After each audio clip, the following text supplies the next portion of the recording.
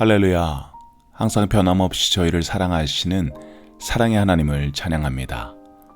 2월 28일 화요일입니다.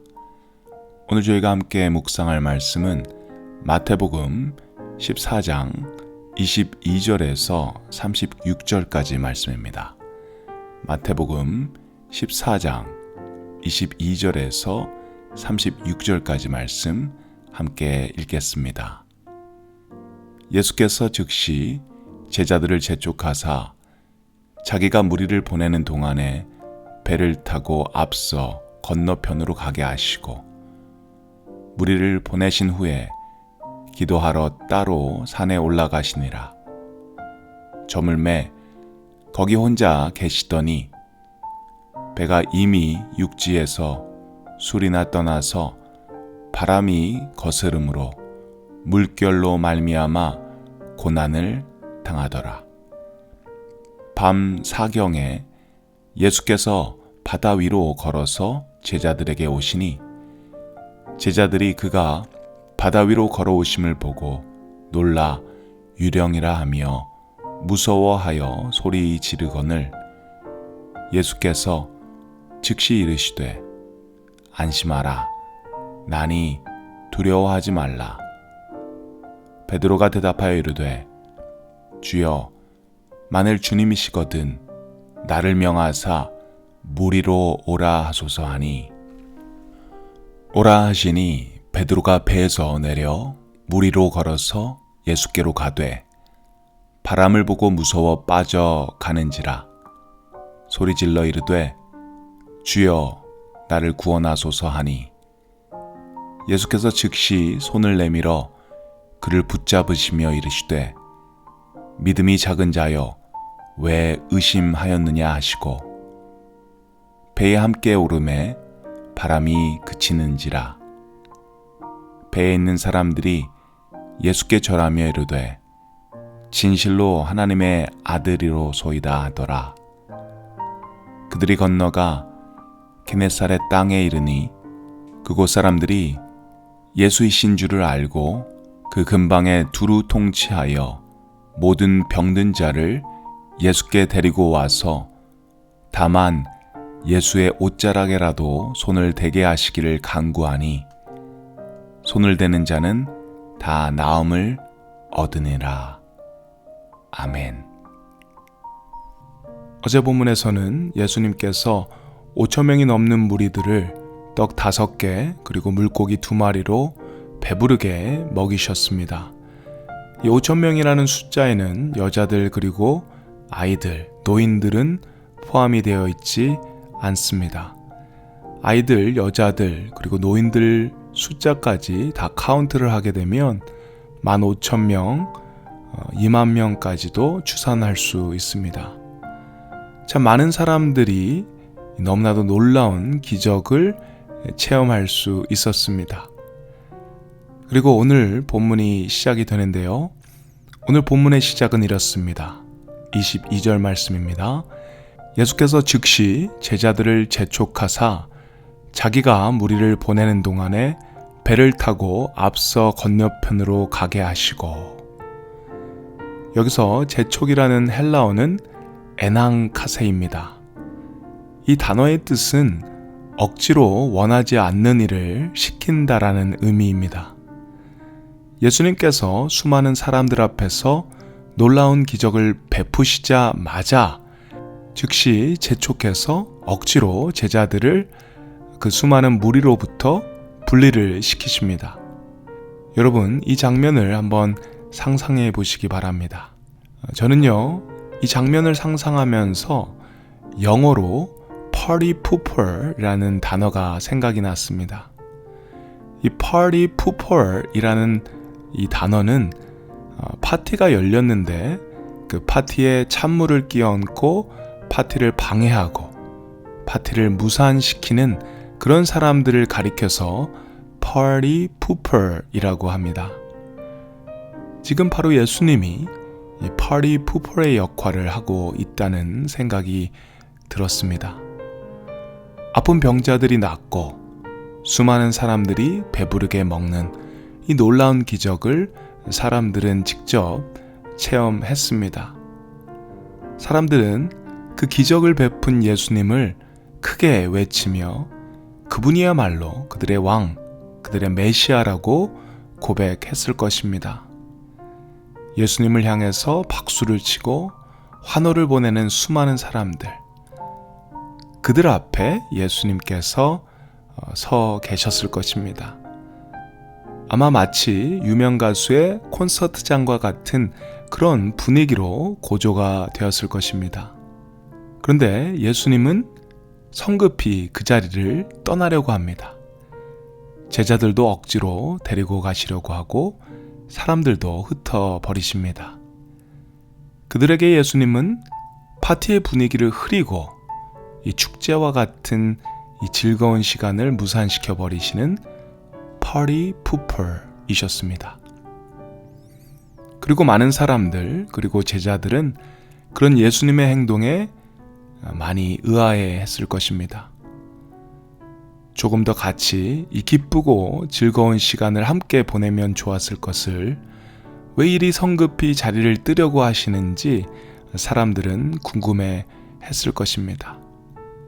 23절에 보시면 예수님은 사람들을 보내신 후에 따로 산에 올라가셔서 해가 저문 밤까지 혼자 기도하셨다고 합니다.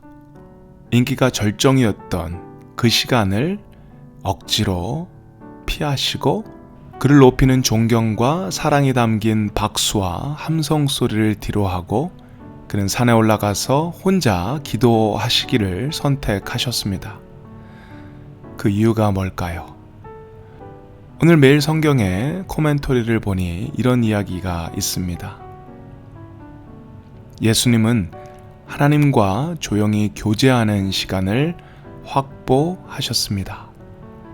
사람들이 몰려와서 예수님을 왕으로 추대하려 할 때 자신의 삶을 하나님의 뜻에 맞추기 위해 하나님을 찾으셨습니다. 네, 사람들은 주님의 기적을 보고 예수님을 왕으로 추대하고 싶었을 것입니다. 그들의 아픔을 치유하고 그들의 배고픔을 배부름으로 바꾸신 분이시기 때문입니다. 그런데 예수님은 예수님을 따르는 그 수많은 사람들을 뒤로 합니다. 이유는 그분에게 더욱 중요한 것이 있으셨기 때문입니다. 그것은 하나님의 뜻을 구하는 것이었습니다. 내 뜻이 아닌 하나님의 뜻을 구하는 것. 그리고 그것은 오직 기도를 통해 가능했던 것입니다. 사랑하는 여러분, 우리가 높은 곳에 있을 때, 내가 잘 되고 있을 때, 사람들의 칭찬과 격려와 인정을 받고 있을 때, 아이러니하게도 그때가 참으로 위험한 시간입니다. 왜냐하면 그때에 하나님의 뜻보다 우리의 뜻이 앞서가는 그런 교만의 죄를 범할 수 있기 때문입니다. 내가 높아질 때, 내가 인정을 받고 칭찬을 받고 사람들의 그런 칭송을 받을 때 마치 내가 굉장히 능력자가 된 것과 같은 그런 착각을 가지게 됩니다. 그런 착각이 우리 마음속에 물결치게 됩니다. 우리가 높은 자리로 올라갈 때 이런 생각들이 우리를 교만의 바다로 몰고 갈 때가 있습니다. 오늘 본문 말씀을 보시면 예수님은 산으로 올라가셨습니다. 그런데 제자들은 바다로 나갔습니다. 산은 움직이지 않습니다. 하지만 바다는 쉴 새 없이 움직입니다. 기도를 하러 산에 올라가신 예수님은 그 수많은 유혹 속에 움직이지 않으십니다. 하지만 바다로 간 제자들은 계속해서 요동하고 있습니다. 엄청난 기적을 보고 그것을 직접 체험을 하고 나서도 우리가 바다로 가게 된다면 그 은혜와 감격, 그 감사가 사라지고 두려움이 찾아오게 됩니다. 예수님도 알아보지 못하고 유령이라고 하면서 무서워하고 소리 지르는 그런 겁쟁이로 변하게 됩니다. 여러분 소식을 들으셔서 아시겠지만 지금 켄터키 에스베리 대학교에서 굉장한 부흥의 역사가 일어나고 있다고 합니다. 지난 2월 8일부터 예배가 시작이 되고 나서 지금까지 계속해서 사람들은 그 자리를 떠나지 않고 회개하면서 예배를 하고 있다고 합니다. 이것은 누가 억지로 강압적으로 시켜서 한 것이 아닌 성령의 역사로 이루어졌다라는 그런 많은 간증들을 듣게 됩니다. 이 에스버리에서 일어난 이 부흥의 소식을 듣고 또 영상으로 보면서 참 감사했습니다. 그리고 나도 또 우리 교회도 함께 이 부흥의 물결에 동참하고 싶다는 그런 생각이 들었습니다. 하지만 또 한편으로는 이것이 그냥 한 번의 해프닝으로 끝나지는 않을까라는 우려도 있었습니다. 이들이 여기서 받은 은혜와 감동, 성령의 역사가 한 번의 해프닝으로 끝나는 것이 아닌 그들의 개인의 삶에서 내 뜻이 아닌 주님의 뜻이 이루어지기를 바라면서 매일 기도의 산으로 오를 수 있는 그런 무브먼트가 일어나길 바랍니다. 저와 여러분도 이 기도의 훈련들이 계속해서 일어날 수 있기를 주님의 이름으로 축원합니다. 우리 함께 기도드리겠습니다. 좋으신 하나님 감사합니다. 오늘도 하루를 허락하시고 또 주님의 말씀을 저희에게 허락해 주심을 감사합니다. 주님, 우리에게는 사람들의 칭찬, 격려, 인정받는 것이 너무나도 중요합니다. 그래서 그것을 받기 위해서 부단히 많은 시간과 노력을 투자할 때가 있습니다. 하지만 우리가 그것보다 또 다른 어떤 것보다 하나님의 뜻을 구하는 것, 그것이 제일 먼저 되기를 원합니다. 그리고 오직 그것은 기도를 통해서 이루어질 수 있음을 깨닫습니다. 오늘 하루도 이 기도의 산을 저희가 오를 수 있도록 주님 은혜 주시옵소서. 그래서 저희가 주님의 뜻을 구하고 또 주님 안에 거할 수 있는 저희 모두가 될 수 있도록 주님 축복해 주시옵소서. 감사드립니다. 예수님의 이름으로 기도드립니다. 아멘.